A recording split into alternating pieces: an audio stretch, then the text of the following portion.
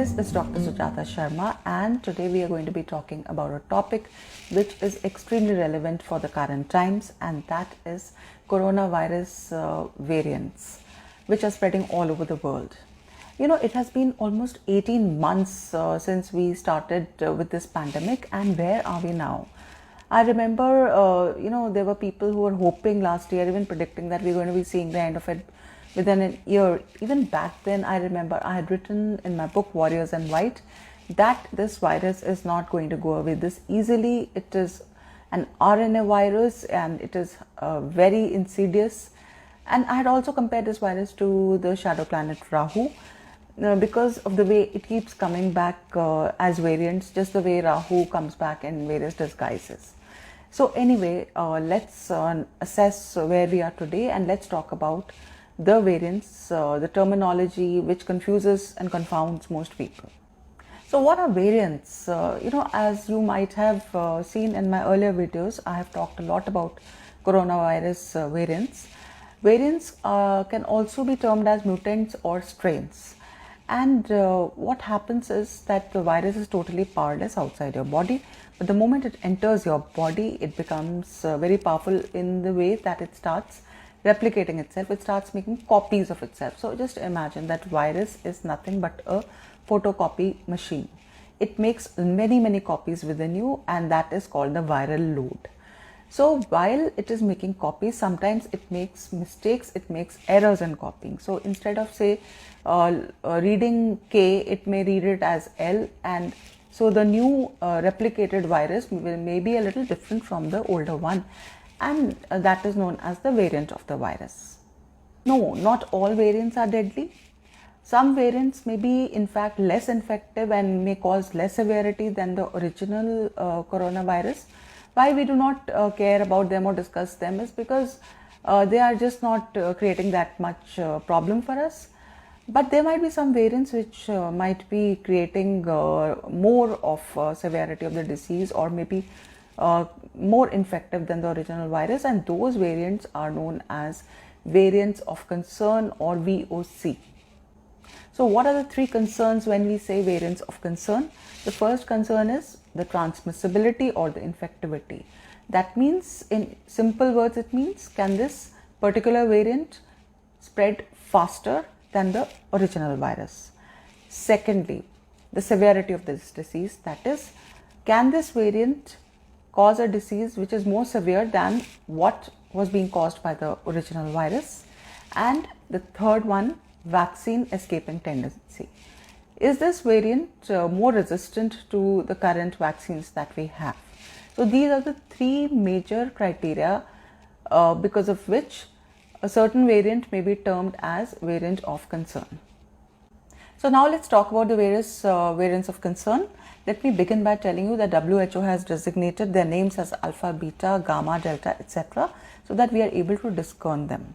We'll begin with the first one, that is alpha variant. That was found in September or October 2020, last year in the UK. And it was seen to be 50 times more transmissible than the original coronavirus. So as a result, it spread pretty fast all over the world, and by now it has spread to something like 170 countries. So that's pretty much. And if you see, in January and somewhere in February, it was the most predominant variant which is found in USA and UK. But by this particular time, that is June, July of 2021, it has really gone down, and it is now only 30% of the cases which have alpha variant. The next variant of concern is the beta variant. It was first seen in South Africa somewhere in October 2020, and by now it has already spread to something like 120 countries. What was interesting about this particular variant was that it was seen to infect younger people, the younger population, which had absolutely no underlying morbidities or illnesses. So that was a kind of a behavior which was a little different from the original coronavirus. The third variant of concern is the gamma variant, first seen in Brazil. And of course, what was very interesting was that it did not spread as fast as the alpha and the beta one. The infectivity, the transmissibility was not that much. So by now it has spread to only 70 countries as compared to Alpha, which had spread to 170, and Beta, which had spread to 120. However, what was very concerning about Gamma was that it shows that the vaccines are not as effective as they are in the case of the original coronavirus. Of course, that is true for both Alpha and Beta also, but in case of Gamma, it was much more pronounced. So now let's talk about the major variant of concern, and that is the Delta variant. This particular variant had been discovered in India, and then it spread very rapidly. This is the variant which actually caused the second wave, because of which there was so much of devastation, the way it swept all over the country. And the most worrying aspect is that this is the particular variant which is now spreading all over the world. The third wave of UK is most likely being caused by the Delta variant, and it's now spreading to other countries like USA, Russia, etc. Why it is so worrying is because the Delta variant has been termed as the fittest and the fastest variant. Not only it gets transmitted the fastest, but it also causes increased hospitalization.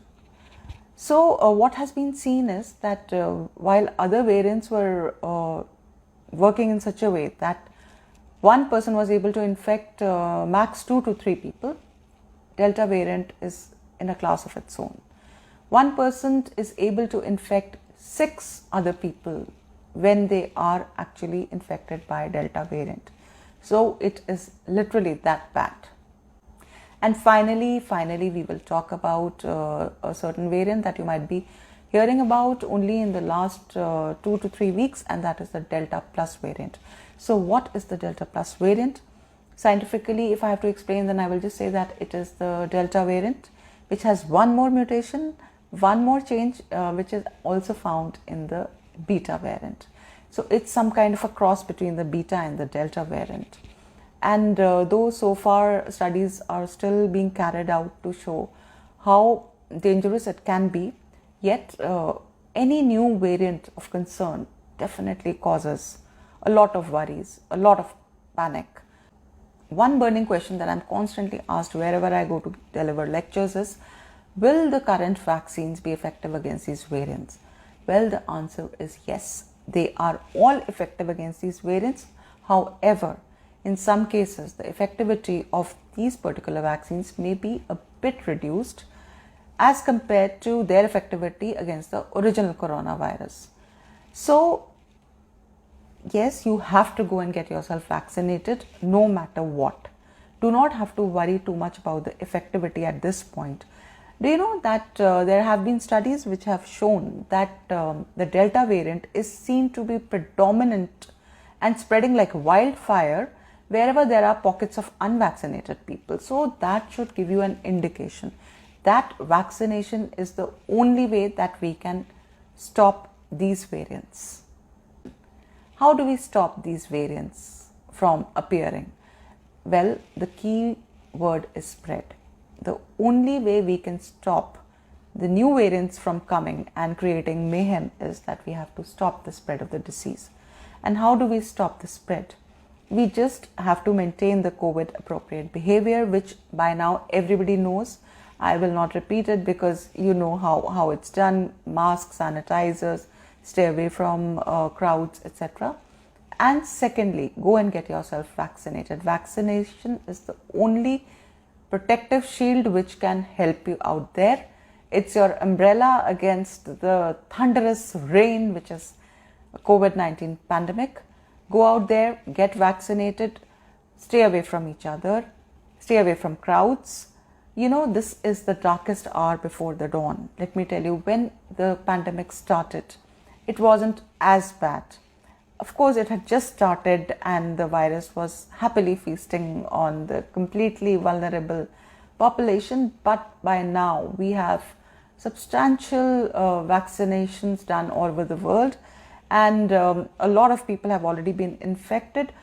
And this is literally the darkest hour before the dawn. We cannot give up. Please, you are tired. I know you have been tired for the last 18 months. but you are not going to give up. Not now. This is the only way that you can help us get over this COVID-19 pandemic. It's not too long anymore. We can do it.